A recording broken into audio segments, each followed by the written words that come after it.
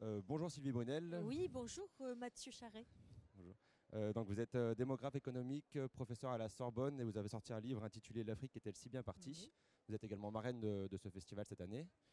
Donc première question sur l'Afrique et le développement en Afrique. On parle beaucoup des forts taux de croissance qui ont lieu dans certains pays, des taux à double chiffre qui peuvent impressionner. Est-ce que selon vous c'est forcément une raison d'être optimiste ou ça cache une situation qui n'est pas si bonne que ça?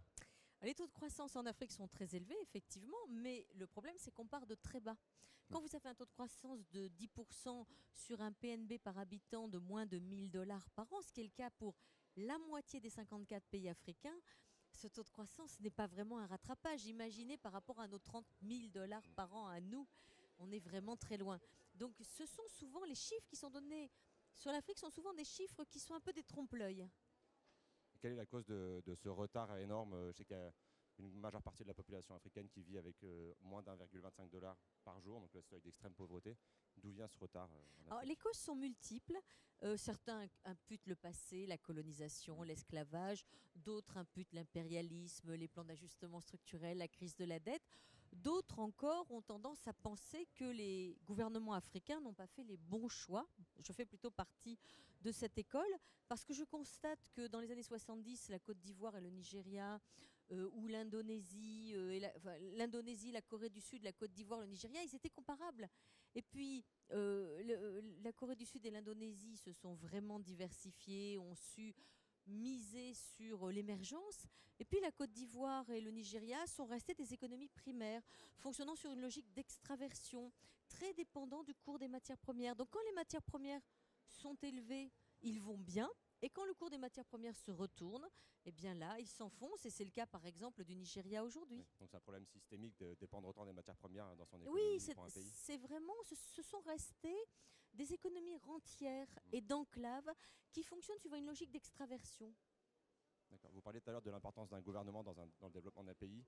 On parle beaucoup du fait que la démocratie progresse en Afrique. Il y a eu 27 élections présidentielles entre 2015 et 2016, donc la moitié des pays africains organisent une élection présidentielle. Est-ce que vous pensez que c'est primordial d'essayer d'implanter ou d'inciter à la progression de la démocratie, ou est-ce qu'un gouvernement finalement dictatorial ou totalitaire peut permettre une croissance aussi? Est-ce que vous pensez que la démocratie est Bah, vitale? la démocratie, c'est le meilleur des systèmes parce que ça permet de se débarrasser des gouvernements incompétents. On peut en changer. On a quand même l'espoir d'en changer. Maintenant, ce qu'on constate en Afrique, c'est qu'il y a des gouvernements qui sont plutôt autoritaires, mais qui en même temps sont très inspirés, qui ont une vision à long terme de leur pays et qui ont réussi un certain nombre de mutations. Par exemple, le Rwanda de Paul Kagame. Donc, le régime politique en Afrique ne me paraît pas le plus déterminant. Ce qui me paraît le plus déterminant, c'est la stabilité des institutions et la confiance des investisseurs. C'est-à-dire que dans les pays où les investisseurs privés, qui soient d'ailleurs des petits agriculteurs, des artisans ou des grandes firmes internationales, ont confiance en l'avenir, savent qu'ils peuvent mettre en place des infrastructures, envisager une transformation de leurs exploitations, eh bien là, ça marche bien. Ailleurs, c'est en permanence les laissés pour compte, les régions périphériques, les ruraux, les habitants des bidonvilles. Et l'émergence, paradoxalement, avive les rancœurs. Elle avive les ressentiments. Pourquoi? Parce que la jeunesse possède des smartphones, parce qu'elle est au courant, même en tout cas des téléphones, elle est au courant de tout.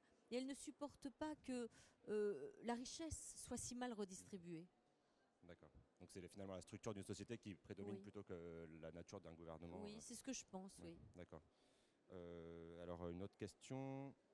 Vous parlez dans votre livre de l'émergence des classes moyennes Oui. en Afrique.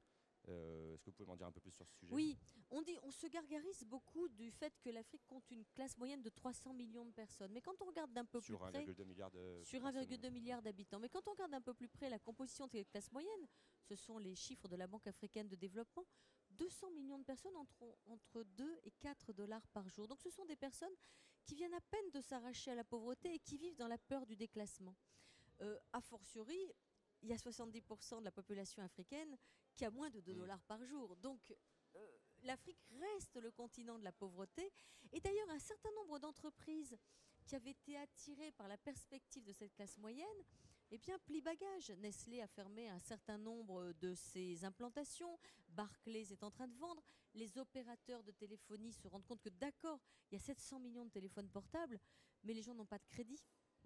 Donc ils attendent qu'on veuille bien les appeler. Vous voyez, donc il y a beaucoup de choses qui sont un peu qui relèvent un peu du mirage, ou en tout cas de l'auto-persuasion. Maintenant, on sait bien que dans l'histoire, les prophéties sont parfois autoréalisatrices.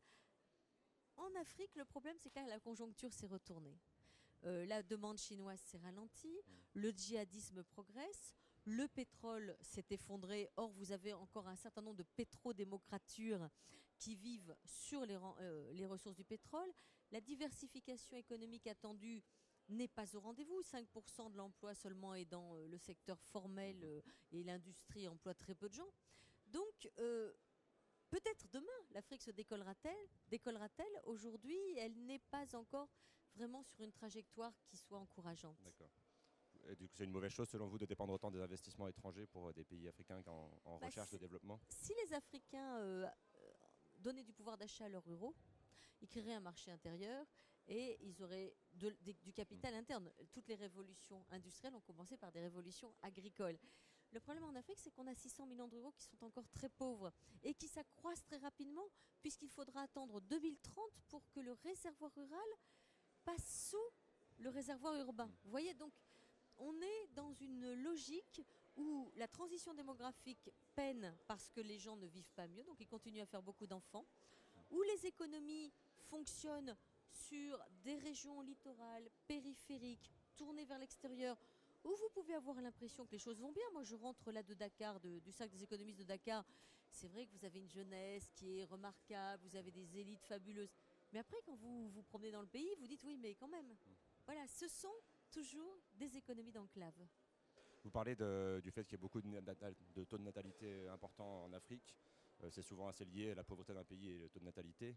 On sait qu'en Chine et en Inde, il y a eu une politique autoritaire de baisse de la démographie. Est-ce que oui, selon vous, c'est un chemin envisageable ou c'est pas? Non, moi je pense que chaque fois qu'on fait des politiques autoritaires, on crée un effet rebond et que les familles africaines n'accepteraient absolument pas que ces méthodes soient imposées. Ce serait vraiment la révolte, la révolution. L'enfant reste une valeur extrêmement importante en Afrique. Il n'y a pas d'ailleurs, comme en Inde ou en Chine, toutes ces petites filles manquantes, hein, parce que finalement l'enfant unique, ça a été, ou l'enfant réduit, ça a été au bénéfice des garçons. Et d'ailleurs, on dit de plus en plus que les Chinois vont se servir en filles dans certaines régions africaines. Vous voyez, ce sont des choses qui sont très alarmantes. Je pense qu'il faut que l'évolution se fasse sur des bases endogènes. Et on le voit bien au Rwanda. Le Rwanda, c'était un record, comme le Niger, c'était 8 enfants par femme. Le Rwanda est passé à 4 enfants par femme en très peu de temps. Donc ça veut dire que quand les femmes sont éduquées, quand elles ont accès à une certaine reconnaissance sociale, quand elles vivent en ville, eh bien la transition démographique s'enclenche naturellement. Là, c'est important que les États soient présents, qu'il y ait des politiques de planning familial pour accompagner le désir des mères. Mais l'autoritarisme, ça n'a jamais été, en tout cas dans ce domaine-là, ça n'a jamais été un bon choix. Vous savez, quand vous parlez de la Chine tout à l'heure, l'Indonésie et la Chine sont aujourd'hui au même point en termes de taux de fécondité. L'une a laissé faire l'évolution des choses, l'autre a été autoritaire. On arrive au même résultat. Donc il faut inciter au développement plutôt voilà, qu'à la baisse de la natalité. Le meilleur contraceptif, c'est le développement. D'accord. Vous parliez tout à l'heure de la différence énorme qu'il y a entre les milieux ruraux et urbains en Afrique, et vous parlez dans votre livre d'apartheid urbain. Est-ce que vous pouvez appliquer un peu ce mot? D'abord, aujourd'hui, l'Afrique s'urbanise très rapidement, très rapidement, mais le réservoir rural ne diminue pas. Vous voyez ce paradoxe. Sauf que ces gens qui viennent en ville, ce sont des gens qui viennent en ville à cause de l'échec des campagnes.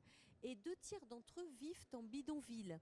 Donc, on vit mieux en ville que dans les campagnes. On vit mieux parce qu'on a accès au système éducatif, aux services de planning familial, on a accès à plein d'opportunités. Mais ce qui est marquant, c'est de voir que quand vous êtes dans les villes africaines et que vous rentrez en brousse, parce qu'on dit comme ça, vous avez l'impression de reculer à des années-lumière. C'est-à-dire que ces gens qui sont courageux, hein, imaginez cultiver la terre dans le milieu tropical avec la chaleur, etc., ils ont des techniques agricoles qui étaient très adaptées quand les densités de population étaient faibles, mais qui aujourd'hui sont en déconnexion avec la croissance, la densification des terroirs, et ils sont oubliés, ils sont méprisés. Et même, c'est encore pire, l'État alloue leurs terres à des investisseurs extérieurs. C'est pas comme ça qu'on peut développer durablement un pays. Donc le développement passera forcément par un changement de la politique agricole africaine. Global, un changement. On dit aujourd'hui, le mot qui est à la mode chez les bailleurs de fonds, c'est la croissance inclusive. C'est-à-dire l'idée qu'il faut faire des conditional cash transfer, des programmes qui visent à redistribuer de l'emploi aux familles pauvres, Mhm. aux femmes, pour la scolarisation de leurs enfants. Mais garantir un revenu, c'est l'essentiel. D'accord. Dernière question, donc votre livre s'appelle L'Afrique est-elle si bien partie? Selon vous, l'Afrique est-elle si bien partie? Non. La Non. réponse est non. On va faire court. D'accord. Mais la réponse est non. Et elle est d'autant plus non qu'il y a eu un retournement de la situation avec le ralentissement de la demande chinoise et l'effondrement du cours des matières premières. Merci beaucoup. Merci à Bonne vous. journée. À vous aussi.